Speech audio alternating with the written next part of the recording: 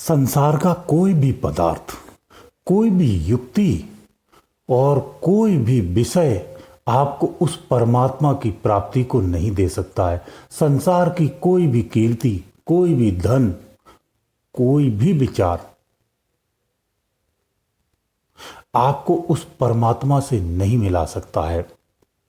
संसार की अज्ञानमय कोई भी युक्ति आपको उस परमात्मा से नहीं मिला सकता है, उस परमात्मा की प्राप्ति नहीं करा सकता है। बात आती है कि नाम जप की, यानी इसी संसार में रह करके आपको किसी न किसी ऐसे उत्तम गुरु को प्राप्त करना चाहिए या उस उत्तम गुरु के सानिध्य में जाना चाहिए और उससे वो नाम लेना चाहिए, उस अनामी परमात्मा का, उस नाम का जप करना चाहिए। यही सबसे उत्तम जप होता है। सतगुरु से लिया हुआ नाम जब उसका आप जाप करते हो तो वो मार्ग आपको, या जप की वो अव्यवस्था या जप रूपी वो ऊर्जा आपको उस परमात्मा के मार्ग पर ले जाकर के उसके क्षेत्र में प्रवेश करा देती है, उस परमात्मा से मिला देती है। इसीलिए गुरु रूपी जो नाम होता है वही सर्वश्रेष्ठ नाम होता है, जो गुरु अलग अलग रूप में, अलग अलग गुरु अलग अलग रूपों में देते हैं। यही सच्ची भक्ति है। इसी भक्ति में ही व्याप्त होना चाहिए, इसी भक्ति में ही लिप्त होना चाहिए। इस भक्ति के अलावा जितनी भी सब भक्तियां हैं वो सांसारिक वैभवों को ही देती हैं, कर्म बंधन से मुक्त नहीं करती हैं। जो गुरुमुख होकर के गुरु की आज्ञा के अनुसार जब उस परम तत्व की प्राप्ति के लिए साधना करता है, उसकी आराधना करता है, उसका भजन करता है, नित्य अभ्यास में रत रहता है, ऐसा ही साधक उस परम पिता परमात्मा को पाने का अधिकारी हो जाता है। संसार में गुरु ही एक सच्चा साधक का मित्र होता है, इसके अलावा कोई होता नहीं है। उस गुरु का दिया हुआ जो नामदान है, उस नामदान के साथ ही बेड़ा पार होता है, उसी का हमें पालन करना होता है। आज एक ऐसे रहस्य को आप जानिए कि आप भी जानकर के दंग रह जाएंगे। हमारे शरीर में परमात्मा ने स्वतः से ही एक भजन दिया हुआ है जो नित्य क्षण हमारे शरीर में चलता रहता है, हमारे श्वासों की गति के साथ चलता है। उस भजन को हमें अपने से प्रस्तुत नहीं करना होता है, अपने से उच्चारण भी नहीं करना होता है। वो शब्द, वो भजन उस परमात्मा ने आपके जन्म के साथ ही आपको दिया हुआ है। उसी भजन को करना होता है। उस भजन को गुरु बताता है। जब गुरु अपने सानिध्य में किसी को देखता है, उस सानिध्य में आए हुए व्यक्ति को ही उस युक्ति को बताता है। जो साधक इस युक्ति को अपनाता है, अन्य युक्तियों को छोड़ के, ये सबसे सरल युक्ति होती है जिसे अपनाने से आपको बहुत ही सरलता से उस परम तत्वमय विज्ञान में लय होने का अवसर प्राप्त होता है। ये गुरु अपनी कृपा से उसे आगे की मार्ग को प्रशस्त करने का उपाय भी बताता है। इसलिए ऐसी व्यवस्थाएं इस शरीर के अंदर में पहले से मौजूद हैं, तो हमें बाहर का काल्पनिक जो जप होता है या जो शब्द होते हैं उन्हें जप नहीं करना होता है। क्योंकि ऐसा होता है, किसी संत ने कहा है कि जब मरणोपरांत की हमारी समय आता है, जब हमारा शरीर शिथिल हो जाता है, तो ये मंत्र हमारे काम नहीं आते हैं। जिन जप का अभ्यास हम नित्य करते हैं, जब अंतिम समय आता है तो ये जप हमारा छूट जाता है, क्योंकि शरीर बीमार हो जाता है, शिथिल हो जाता है, ये बाड़ी काम नहीं करती है। तो उस अवस्था में आप इस भजन को नहीं कर सकते हैं, और उस भजन को जब नहीं कर पाएंगे तो ऐसा भजन आपको बेड़ा पार भी नहीं कर सकता है। इसीलिए परमात्मा ने ऐसा भजन दिया है, उसे हम चेतन भजन कहते हैं। वो भजन हमारी श्वासों के साथ लगा हुआ है, हर श्वास के साथ वो भजन चलता रहता है। दृष्टा बन के उसी भजन को देखने की आवश्यकता होती है। उस भजन की प्रक्रिया में जब हम लिप्त होते हैं तो उस परम तत्व को प्राप्त करते हैं। यही सबसे उत्तम और सुलभ मार्ग है।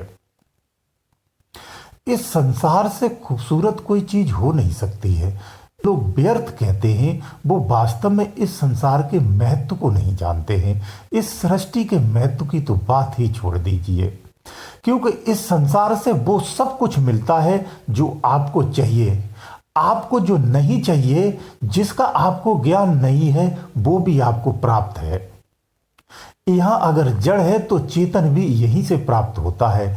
आपका जन्म भी इसी संसार में हुआ है, तो आपको परम ज्ञान की भी प्राप्ति हुई, परम साधना की प्राप्ति हुई, उस साधना से उस परम पिता परमात्मा की प्राप्ति हुई, तो इसी संसार से ही आपको मिला।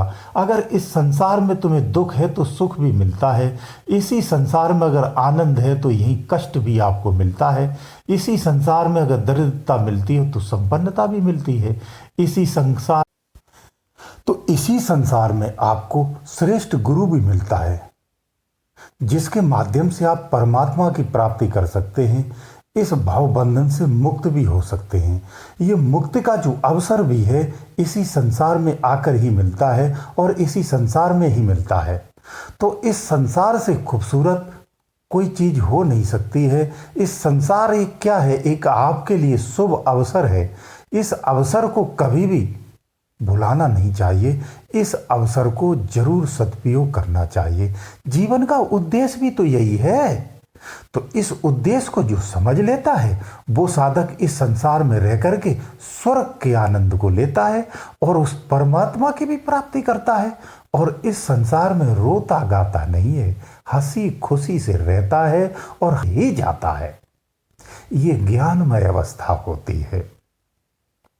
ऐसी ही हमारी अवस्था होनी चाहिए। आप तो संसार में उन चीजों के लिए रोते हैं जो आपकी है ही नहीं और मरणोपरांत भी नहीं रहने वाली हैं।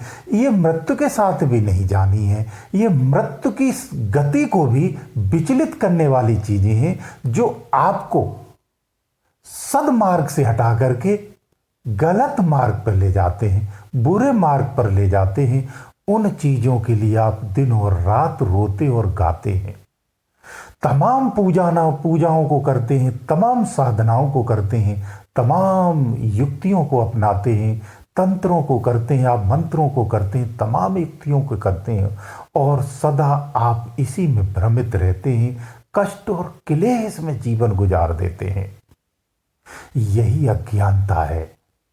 इसी को संत मिथ्या कहते हैं, मिथ्या कामनाएं कहते हैं, मिथ्या इच्छाएं कहते हैं। ये संसार के समस्त पदार्थ, समस्त विषय और आनंद आपके सहयोग के लिए हैं, आपके जीवन को सुखमय बनाने के लिए हैं। इन पर अपना अधिकार सिद्ध मत करिए। यही अज्ञानता है। जब इस पर अधिकार सिद्ध नहीं करेंगे, इसे पराया समझ करके, इस्तेमाल करके यथा स्थिति में उसे छोड़ देंगे, यही बैराग है। तभी आपकी स्थिति उस परमात्मा में स्थिर होगी और उसके प्रति आपका प्यार पैदा होगा। यही होना चाहिए।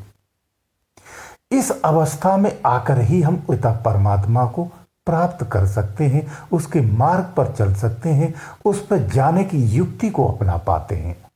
अन्यथा कोई तरीका है नहीं। तो इस संसार को आप अवसर मानिए। इस संसार से खूबसूरत कुछ हो नहीं सकता है। इस संसार का सदुपयोग करना सीखिए, दुरुपयोग नहीं। यहाँ पौधों को, वृक्षों को काटते हैं, हम पानी को बर्बाद करते हैं, मिट्टी को बर्बाद करते हैं, यहाँ वायु का दुरुपयोग करते हैं, यहाँ हर चीज का दोहन करते हैं। इस प्रकृति को हम नाश करने का प्रयास करते हैं, उसको हम दुरुपयोग करते हैं निज स्वार्थ के लिए, अज्ञानतावश।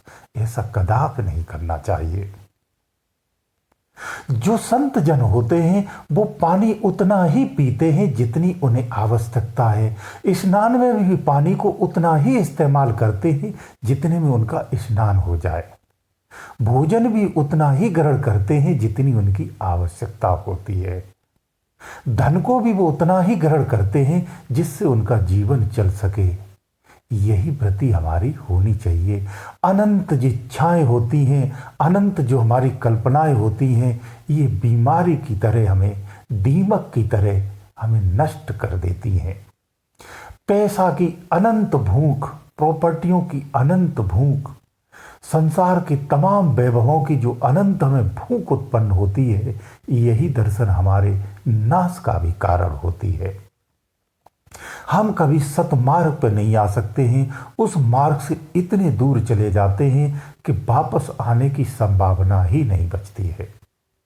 और उसके बाद हम विरासत में अपनी पीढ़ियों को ऐसे संस्कार दे करके जाते हैं कि वो भी अपने जीवन को यहाँ नष्ट कर लेते हैं।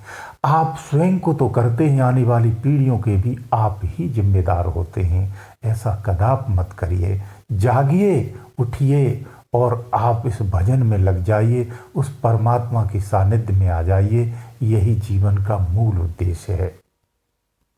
गुरुदेव दयालु।